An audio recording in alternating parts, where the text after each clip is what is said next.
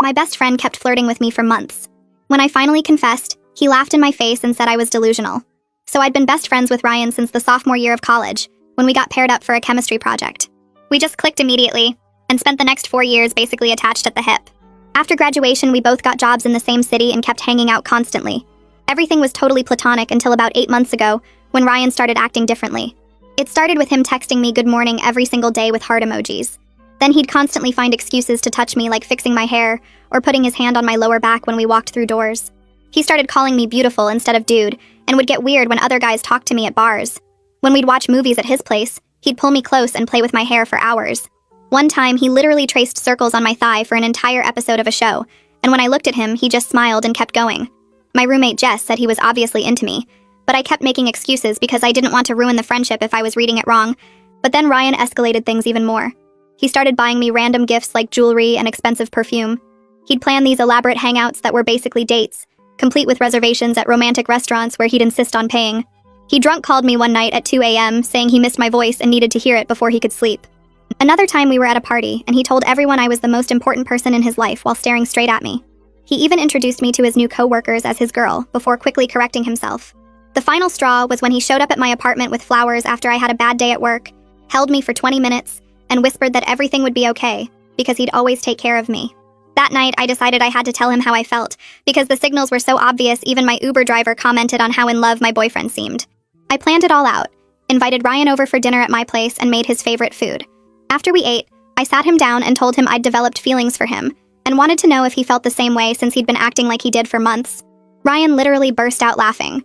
Not nervous laughter, but actual belly laughing like I'd told the funniest joke ever. He said I must be confused because he was just being a good friend, and that I'd completely misread everything. He actually used the word delusional. Then he said he thought of me like a little sister, and the idea of us together was hilarious and kind of gross. He kept laughing as he explained that the touching and gifts were just him being friendly, and I shouldn't assume every guy who's nice wants to date me. He left still chuckling about how awkward I'd made things. I cried for 2 days straight. Jess had to call in sick for me because I couldn't function.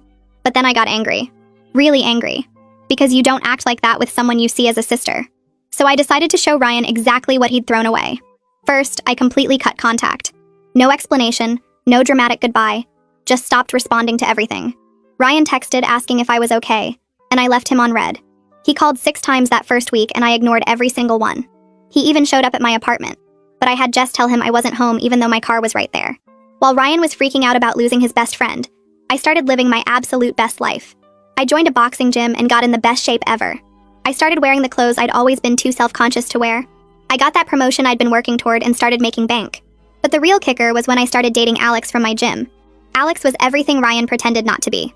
Gorgeous, successful, and completely obsessed with me in the most genuine way. He'd post about me constantly, calling me his dream girl. We'd go to all the places Ryan and I used to hang out, and people would comment on what a perfect couple we were.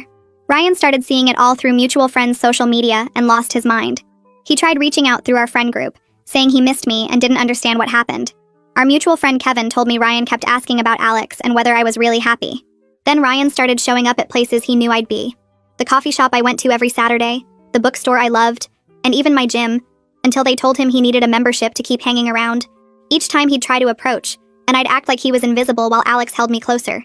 The breaking point for Ryan was when we all ended up at the same house party. Alex and I showed up looking incredible, and Ryan watched me be happier than I'd ever been with him. When Alex went to get drinks, Ryan cornered me and said he'd made a mistake, and realized he did have feelings for me. He said seeing me with someone else made him understand what he'd lost. He actually tried to grab my hand and said we could start over. I looked him dead in the eye and laughed. I looked him dead in the eye and laughed. The sound came out sharper than I expected, almost mean, and I watched his face go from hopeful to confused to hurt in about 3 seconds. He stepped back like I'd slapped him, his hand dropping from where he'd been reaching for mine. I turned away and walked back to Alex without another word, leaving Ryan standing there alone while people pretended not to stare. The drive home felt amazing. Alex kept his hand on my thigh while I replayed the moment over and over in my head, how Ryan's face had crumpled when I laughed, how he'd looked so small and desperate. I told Alex every detail and he said I handled it perfectly, that Ryan deserved exactly what he got after humiliating me like that. We got back to my apartment and I couldn't stop talking about it, describing Ryan's expression again and again, while Alex held me and agreed that the whole thing was perfect revenge. But 3 days later, something felt off. I kept checking my phone expecting Ryan to text, refreshing his Instagram to see if he'd posted anything about the party. He hadn't posted at all, actually, which was weird because Ryan posted constantly. I found myself scrolling back through his old photos, looking at pictures of us together from months ago, zooming in on his face to see if I could read something I'd missed. Alex came over Tuesday night and caught me staring at a photo of Ryan and me at the beach from last summer. He asked what I was doing, and I locked my phone fast, said I was just scrolling randomly. He didn't look convinced, but he let it drop. Thursday morning, I woke up to 17 texts from Ryan. The first one came in at 2 a.m., a long message saying he was sorry for everything, and he understood if I hated him, but could we please just talk? The messages got longer as the night went on. Him explaining that he'd been thinking about what happened, and he realized he'd made a huge mistake. He said watching me with Alex made him understand what he'd thrown away. He kept saying he wanted to explain, that there was so much I didn't understand about why he'd reacted the way he did when I confessed. I screenshot every single message and sent them to Jess with crying, laughing emojis. I added comments like, "Look at him begging, and this is so pathetic." I expected her to laugh with me, to say Ryan was finally getting what he deserved. Instead, she just responded asking if I was okay. I typed back that I was great, better than ever, why wouldn't I be okay? She sent back 3 dots for like a full minute before finally saying, "Are you really okay? Or are you just performing being okay for me?" The question pissed me off more than it should have. I didn't respond for the rest of the day. More texts came from Ryan on Friday, then Saturday. Each one longer than the last. Him apologizing and asking to meet up, saying he missed me and our friendship meant everything to him. I kept screenshotting them but stopped sending them to Jess after her weird response. Instead, I just read them over and over, analyzing every word, trying to figure out if he actually meant any of it, or if this was just more manipulation. Sunday night, Alex stayed over and I couldn't sleep. I kept thinking about Ryan's messages, wondering what he wanted to explain, what I supposedly didn't understand. Around 2 in the morning, I grabbed my phone off the nightstand as quietly as I could and opened Instagram. I scrolled through Ryan's profile again, looking at every photo, reading old captions. I didn't even realize how long I'd been doing it until Alex's voice made me jump. He asked what I was doing and I tried to close the app fast, but he'd already seen. He sat up in bed and turned on the lamp, squinting at me in the sudden light. He asked point blank if I was actually over Ryan or if I was just using him to make Ryan jealous. I got defensive immediately, telling him that was ridiculous and of course I cared about him. I said Ryan was ancient history and I was just checking to see if he'd posted anything crazy after the party. Alex didn't look away from my face, just kept staring at me with this sad expression that made my stomach hurt. He said I'd been different since the party, more distracted, always on my phone. He asked how many times I'd checked Ryan's Instagram since we started dating. I told him I didn't know. Maybe a few times. It wasn't a big deal. He said he'd watched me do it at least twice a day for the past week alone. I opened my mouth to argue, but nothing came out because I couldn't actually remember how often I'd been checking. Alex reached over and took my hand, asked me again if I was really over Ryan, or if this whole relationship was just about making him jealous. I insisted I genuinely cared about Alex, that Ryan was just background noise now, that the party proved I'd moved on. But even as I said it, I couldn't quite meet his eyes. Part of me knew he was right. Part of me had been waiting this whole time for Ryan to realize what he'd lost, and now that it was happening, I couldn't stop thinking about it. Alex squeezed my hand and said he wanted to believe me, but he needed me to be honest with myself about what I actually wanted. I promised him I was being honest, but my voice came out wrong, too high and too defensive. He turned off the lamp without saying anything else, and we both just lay there in the dark, not touching.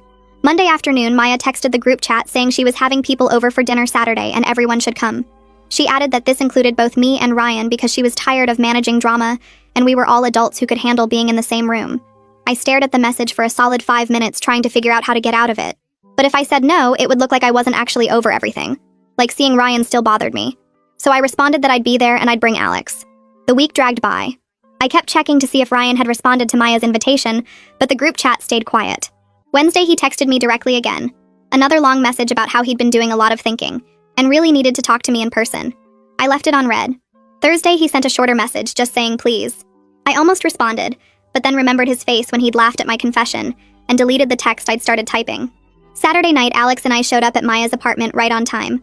Ryan was already there, sitting on the couch talking to Maya's boyfriend.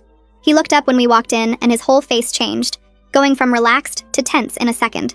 I grabbed Alex's hand tighter and walked past Ryan without looking at him directly. Maya came over and hugged us both, whispering that she appreciated us being mature about this. I wanted to tell her there was nothing mature about forcing us into the same room, but I just smiled and said it was fine. Dinner was awkward as hell. Maya had set the table, so Ryan was directly across from me, probably hoping we'd be forced to interact. Instead, I spent the whole meal talking to Alex and the people on either side of me, laughing extra loud at jokes that weren't that funny, touching Alex's arm constantly. I could feel Ryan watching me, but I never looked directly at him. Luke kept glancing between us with this expression I couldn't read. After dinner, I went to the kitchen to refill my drink. Luke followed me in and closed the door behind him. He leaned against the counter and asked if I was proud of myself.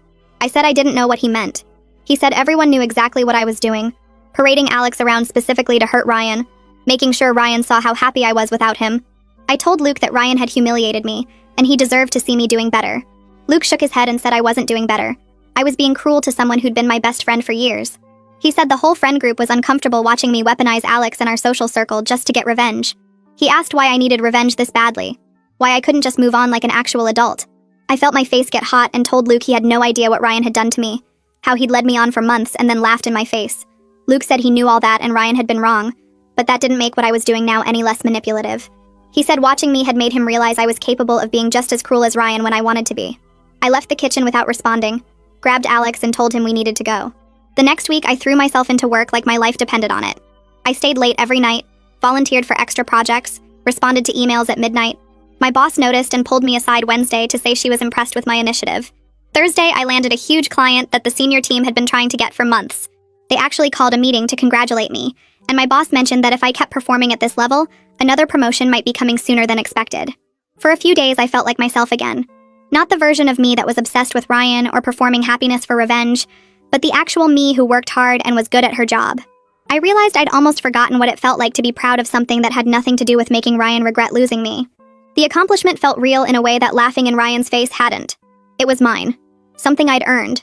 Not just a reaction to someone else's actions. Friday night, Alex took me out to celebrate the work win.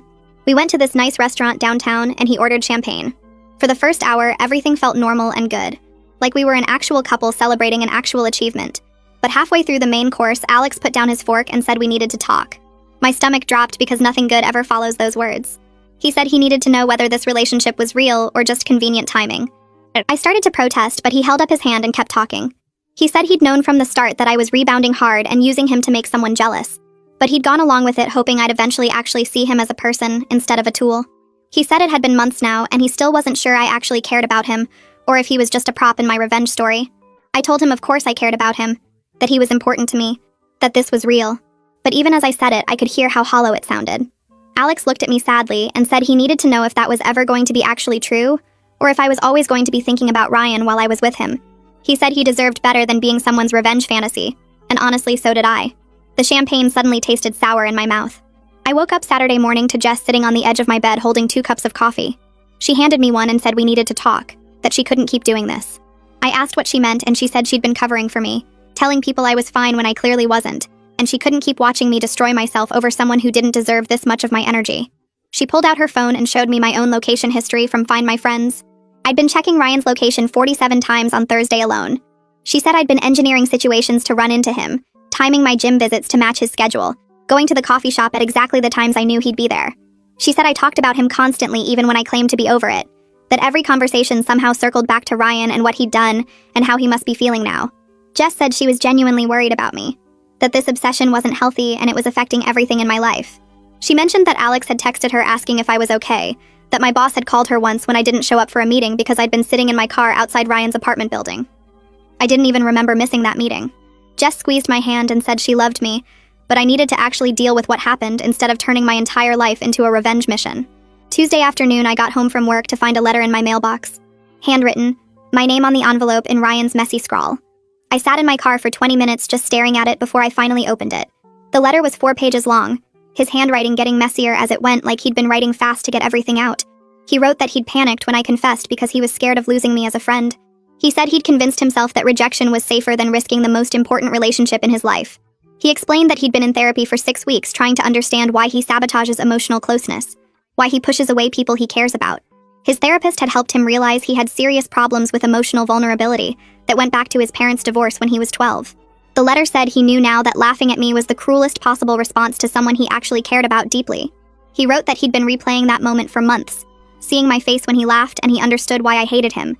He said he was sorry for the damage he'd caused and he didn't expect me to forgive him, but he needed me to know that his rejection had nothing to do with me and everything to do with his own fear of being vulnerable with someone who actually mattered. I read the letter 5 times sitting in my car.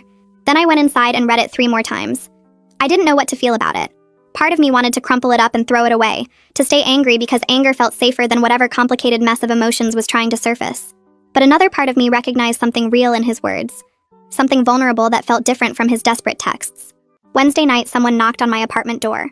I opened it to find Dexter standing there looking uncomfortable. He said Ryan had asked him not to come, but he felt like I should know some things. He came in and sat on my couch, fidgeting with his keys while he talked. Dexter said Ryan had been going to therapy twice a week and doing actual work on his fear of emotional vulnerability and abandonment issues. He said Ryan's therapist had helped him understand that he'd been using the best friend label as protection against having to be honest about romantic feelings. Dexter explained that watching me with Alex had finally made Ryan understand what he'd thrown away. But more than that, it had forced him to confront why he kept sabotaging relationships before they could become real. Dexter looked at me seriously and said he thought I should know that Ryan was actually changing, not just performing regret to get me back. He said Ryan had been working through some really difficult stuff about his parents, and his fear of abandonment, and his pattern of pushing people away when they got too close. Dexter added that he wasn't saying I owed Ryan anything, but he thought I deserved to know the full picture of what was happening. After Dexter left, I sat on my couch feeling completely overwhelmed. Everything felt complicated in ways I didn't want to deal with. I'd been so focused on revenge and making Ryan regret what he'd done that I hadn't actually processed any of my own feelings about it. I'd just turned all that hurt into anger and used it as fuel to hurt him back. Friday morning, Alex texted asking me to meet him for coffee. I knew what was coming before I even got there. He was already sitting at a table when I arrived, 2 cups in front of him. He pushed one toward me and said he'd been thinking a lot about our conversation at dinner. He said he needed to know within a week if I could actually be present in this relationship, or if I was still emotionally consumed by Ryan. He said he wasn't angry, just tired of being the person I was with while thinking about someone else. He said he deserved better than being someone's revenge fantasy or rebound safety net. Then he looked at me and said, honestly, I deserved better too. That I deserved to actually deal with what happened instead of using him as a shield against my own feelings. He said he'd give me a week to figure out what I actually wanted, but after that, he needed a real answer about whether this relationship had any chance of being genuine. I walked home from the coffee shop feeling like everything was falling apart. My perfect revenge plan had somehow turned into this mess where I'd hurt someone who didn't deserve it, alienated my friends, and still couldn't stop thinking about Ryan despite everything. I'd been so sure that making him regret losing me would fix everything, but instead it had just made everything more complicated and painful. The weekend dragged by in this weird fog where I kept replaying Alex's ultimatum in my head. I showed up to work Monday morning determined to prove I still had my priorities straight, that the Ryan situation hadn't completely taken over my life the way everyone seemed to think. I grabbed coffee from the break room and headed to my desk, ready to tackle the presentation I'd been putting off. But when I opened my laptop, I saw 3 emails from clients asking about deliverables I'd completely forgotten about. My stomach dropped. I'd missed 2 deadlines last week and hadn't even noticed. I started frantically typing responses, trying to come up with explanations that didn't sound like excuses, when I heard footsteps behind me. My mentor Sarah stood there with this concerned look on her face that made me want to crawl under my desk. She asked if I had a minute to talk in her office. I followed her down the hallway, feeling like I was walking to my own execution. She closed the door behind us and sat down, and I could tell from her expression this wasn't going to be a friendly chat. She said my performance had noticeably declined over the past 2 weeks. I'd missed deadlines that weren't like me at all. She was concerned because I'd worked so hard for the promotion opportunity we'd discussed last month, but I seemed really distracted lately. Was everything okay at home? The question hit me like a punch to the gut because I realized she was right. The Ryan drama had completely bled into the one part of my life I'd been so proud of. The professional success I'd earned through actual effort, not spite or revenge or trying to make someone jealous. I'd been so focused on making Ryan regret losing me that I was actively destroying something I'd built myself. I mumbled something about personal issues I was dealing with and promised to get back on track. Sarah nodded, but I could see the disappointment in her eyes. She said she needed those client deliverables by end of day Wednesday, and we'd revisit the promotion discussion in a few weeks once she saw consistent performance again. I walked back to my desk feeling sick. I spent the rest of the day working like crazy, skipping lunch to catch up on everything I'd let slide.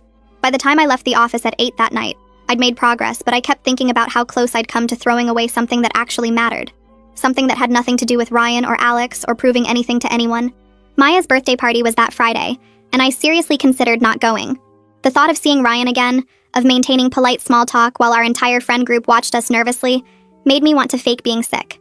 But Maya had been my friend since sophomore year, and skipping her birthday because of boy drama felt pathetic. So I showed up at her apartment with a bottle of wine and a smile I didn't feel. Ryan was already there when I arrived. He was standing in the kitchen talking to Luke, and the second I walked in, the conversation stopped. Everyone in the room seemed to hold their breath. I walked over to Maya and gave her a hug, handing her the wine. She squeezed me extra tight and whispered that she was glad I came. Ryan and I maintained this stiff politeness for the next 2 hours. We said hello when I arrived. We stood in the same conversation circle for a while talking about Maya's new job. We even laughed at the same joke someone told. But it was exhausting. The energy in the room felt wrong, like everyone was waiting for something to explode. I left early around 10, claiming a headache that wasn't entirely a lie. I said goodbye to Maya and headed for the door. I was halfway down the hallway to the elevator when I heard footsteps behind me. Ryan called my name. I stopped but didn't turn around. He caught up and stood there looking uncomfortable. He asked if we could please just talk like adults. He said he knew I was mad and I had every right to be, but this tension was killing him and clearly affecting our friends too. He suggested coffee later that week, somewhere neutral where we could actually have a real conversation. I was so tired of the whole thing. Tired of performing anger, tired of avoiding him, tired of everyone watching us like we were characters in some drama they were all invested in. And maybe part of me still missed my best friend despite everything that had happened. So I agreed to coffee on Tuesday afternoon at that place near his office. I walked to the elevator and pressed the button. Ryan went back inside and I heard the apartment door close behind him. I stood there waiting for the elevator, checking my phone to call a rideshare. Maya's apartment was on the 3rd floor and her living room window was open because it was warm that night. I could hear voices drifting down from above. Ryan's voice carried clearly. He was talking to Luke about me. I froze on the sidewalk, my finger hovering over the rideshare app. Ryan said I had every right to be angry at him. He told Luke he deserved the public humiliation because of how cruel his rejection had been. He said watching me happy with someone else hurt, but it wasn't about what he deserved. It was about what I deserved after he'd treated me so badly. His voice cracked a little when he said it. Luke said something I couldn't make out. Ryan responded that he'd been a coward and a jerk, and I'd been his best friend, and he'd thrown that away because he was too scared to be honest. I stood there on the sidewalk feeling things I absolutely did not want to feel about someone I was supposed to hate. The rideshare notification buzzed in my hand, but I couldn't move. Alex came over the next night. I'd been dreading it all day because I knew what was coming. He showed up at 7 with Thai food, and this calm expression that somehow made everything worse. We ate in near silence. He asked about my day, and I told him about the work situation. He listened and nodded, but I could tell he was working up to something. After we finished eating, he put down his fork and looked at me directly. He said he'd known the whole time that I was using him for revenge. My friend Jess had accidentally let it slip at the gym weeks ago. He'd stayed anyway because he hoped I'd eventually see him as a real person instead of a tool. But he was realizing now that I wasn't capable of that yet. He needed to respect himself enough to walk away from someone who was emotionally unavailable, even if he had real feelings for me. I opened my mouth to argue, but nothing came out because he was completely right. He said he deserved better than being a prop in my revenge fantasy, and honestly, I deserved better too. I deserved to actually deal with what happened instead of using him as a shield. He stood up and grabbed his jacket. He said he hoped I figured things out, but he couldn't wait around anymore while I worked through my Ryan issues. He left quietly. No dramatic door slam, no yelling, just gone. I made it to the bathroom before I completely fell apart. I sat down on the tile floor and started hyperventilating. My chest felt tight and my hands were shaking. I suddenly saw myself clearly for the first time in months. I'd manipulated a genuinely good person the exact same way Ryan had manipulated me with mixed signals and false hope. I'd used Alex's feelings to hurt someone else. I'd turned him into a weapon. The realization that I'd become exactly what I hated in Ryan made me physically sick. I leaned over the toilet, but nothing came out. I just sat there on the bathroom floor crying and gasping for air. I spent an hour there confronting the fact that being hurt doesn't justify hurting other people on purpose. That revenge doesn't actually fix anything. That I'd wasted months of my life obsessing over making one person regret their choices, while actively becoming someone I didn't recognize. Someone mean and calculating and willing to use people. The bathroom tiles were cold against my legs and I couldn't stop shaking. Jess found me there around 11. She'd let herself in with her spare key when I didn't answer her texts. She sat down on the floor next to me without saying anything and just held me while I cried. The next morning, she staged a full intervention. She'd invited Maya over and they both sat on my couch looking serious. Jess said I'd been obsessively focused on Ryan for months in an unhealthy way that was affecting every part of my life. Maya said the friend group had been worried but didn't know how to help.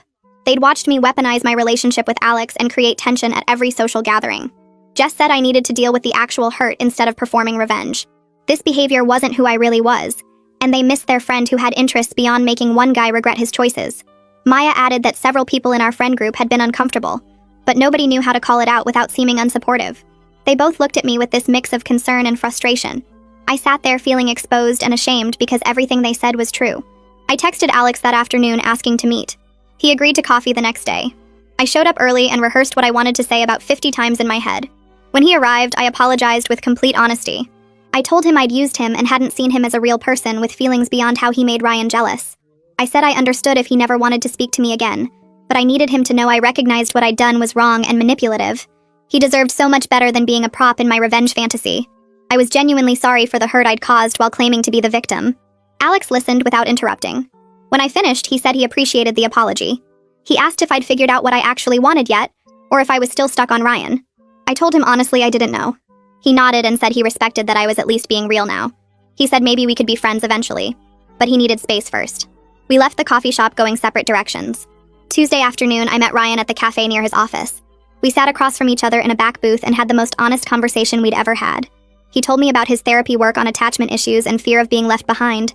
He explained how his parents' divorce when he was 12 had messed him up in ways he hadn't understood until recently. He said his therapist helped him see that he pushed people away when they got too close because he was scared of being abandoned. The laughing when I confessed had been a panic response, a way to reject me before I could reject him. I listened and then admitted I'd weaponized Alex specifically to hurt him.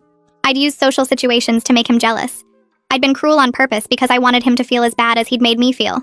We both sat with the uncomfortable truth that we'd been best friends who didn't actually know how to be emotionally honest with each other about anything that mattered. We'd spent years being close but never vulnerable. Ryan said he was sorry for how he'd handled everything. I said I was sorry too. We agreed we'd hurt each other badly, and maybe that meant we couldn't go back to what we were before. I spent the next week reaching out individually to friends in our group. I called Luke first and apologized for making him uncomfortable and weaponizing social dynamics. I admitted I'd deliberately created tension and forced people to take sides. Luke was still frustrated, but he appreciated the apology.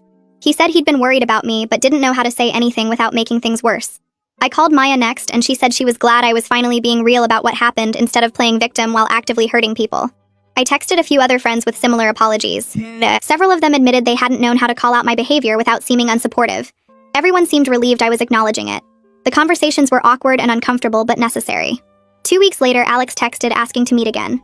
We got coffee at a different place this time. He said he'd been thinking about everything. He was willing to try dating for real if I could actually be present and honest. He said he'd noticed me working on myself and appreciated that I'd apologized to people I'd hurt. We agreed to start completely over with clear communication and genuine emotional investment. We acknowledged that the first version of our relationship had been built on revenge and performance. But maybe we could build something real now that I'd done the uncomfortable work of confronting my own capacity for manipulation.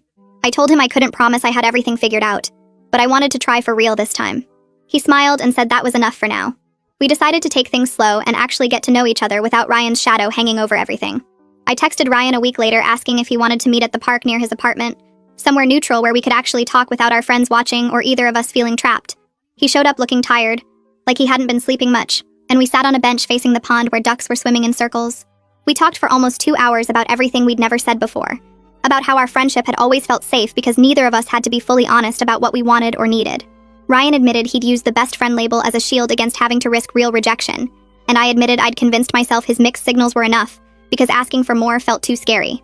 We both cried a little when we acknowledged that our friendship had been built on a kind of emotional dishonesty that felt comfortable but wasn't actually healthy for either of us. He said his therapist had helped him see that he needed to work on his fear of being vulnerable before he could have any real relationship with anyone, romantic or otherwise. I told him I needed to figure out who I was when I wasn't performing for someone else's approval or trying to make someone regret losing me. We agreed we'd check in maybe once a month, just to see how the other was doing. But we couldn't go back to texting every day or hanging out constantly because that version of closeness had been a lie we both participated in. There was real grief in accepting that some friendships don't survive honesty, but there was also this weird relief in finally telling the truth instead of pretending everything was fine while hiding how we actually felt.